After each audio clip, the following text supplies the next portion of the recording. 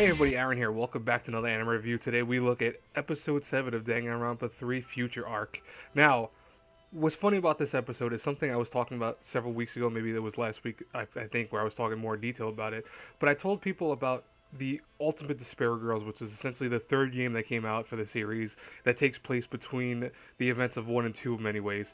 Now, what's funny about this is that this whole episode focused on Ultimate Despair Girls, so if you've never played that game, you might be lost a little bit, but what they did was they did a very good job of explaining in detail various characters and stuff like that and why they're there in the first place.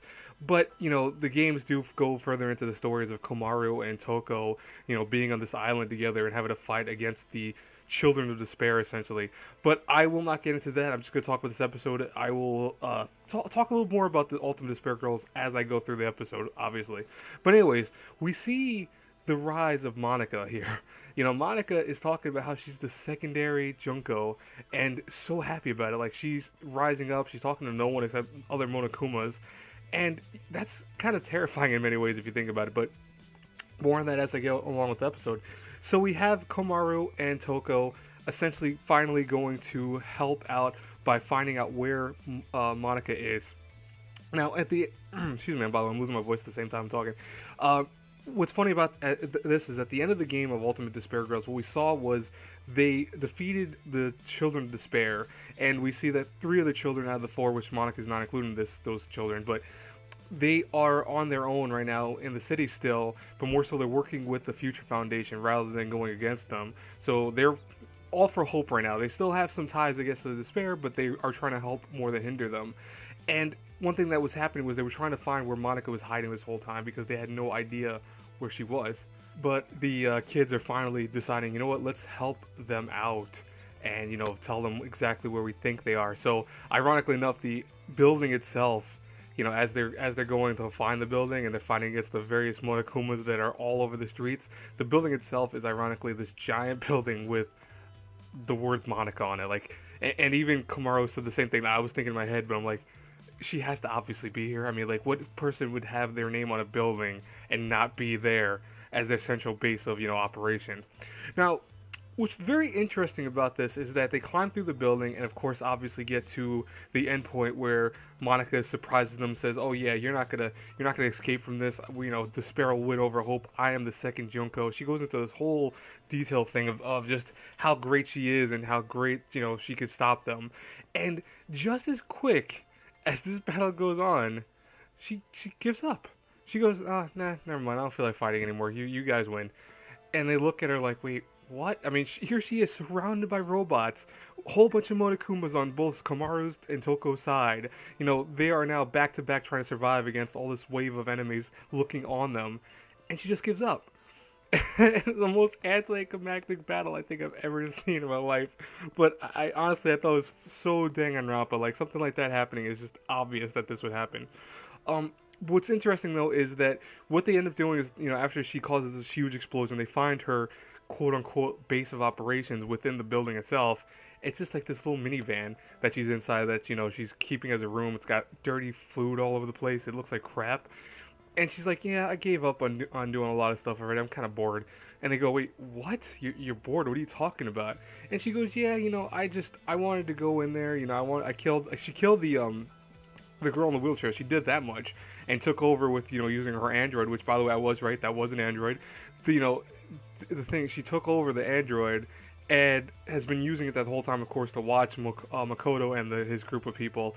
But she really says, like, she was just doing that because she wanted to see Makoto up close and wanted to see what he's all about. And she goes, that's all it is. And then she goes and throws out this little tidbit of information to Komaru and Toko, saying, oh yeah, but there's something very important that you'll need to know, that someone will die because of Makoto. That, one of the survivors of the original game, which means that Makoto's group, the ones that survived to that, which is several people, of course, as we know, one of them is going to die. And it's going to be because of Makoto. And when she tries to make her elaborate more on this, she goes, nah, I'm not going to do that. And she goes, you know what, actually, realistic, why don't you just look on Google? She says stupid stuff like that. And like, wait, you can't look up the answer on Google. And she goes, nah, I'm just tired. I'm tired of this. You know what, I'm going to go be a NEET in space. And quite literally, her minivan gets all these Monokumas around it, and they lift off in space. Yeah, if you're dumbstruck like I was for a year, I was like, wait, what? She went off into space. So the episode continues on where you have Makoto's sister, Komaru, finally getting a hold of Makoto, and telling him about the news and about the information. And what's funny is that he doesn't fully understand it. Like, he doesn't want to hear that because he realizes what does that mean exactly, and he's kind of worried that he's going to cause someone to die. Because all the survivors are his friends, and he doesn't want them to die, obviously. So he's worried about it. But overall, what is more worrying is that we see I forgot what her name is. Is Kirigi. We see her still examining the one body and then hearing what sounds like noise in the background. Of course, as you see right here, we see that crazy, crazy guy with the samurai sword that looks like you from Narukami from Persona 4. What? Mungunto? Oh my god, I'm sorry, I forget everyone's name in this. Oh, dude, it's so embarrassing when I forget people's names in anime when I'm reviewing it. But, yeah, this guy's showing up. I'll say that right there.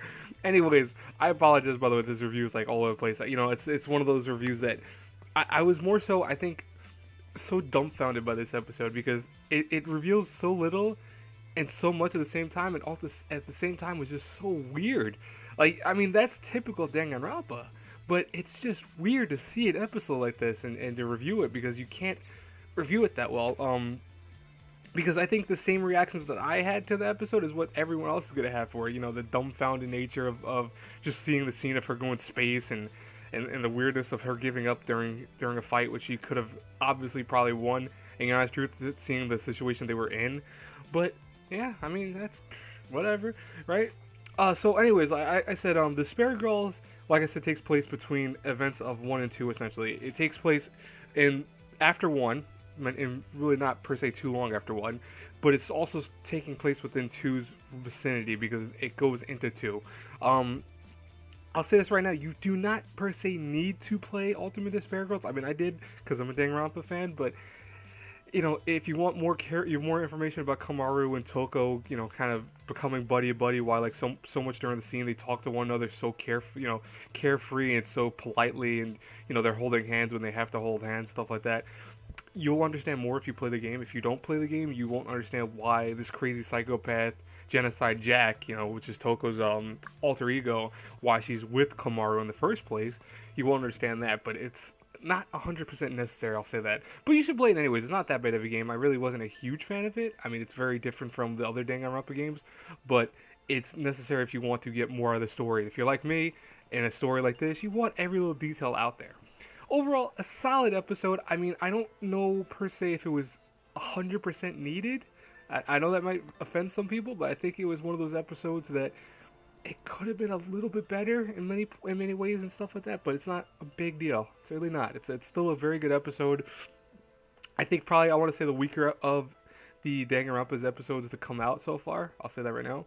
And I'm very curious what they're going to do with any of this information. Like, is Komaru even going to join Makoto's group and stuff like that? I doubt it, but like I said, just overall it's like a meh episode to me. I don't know.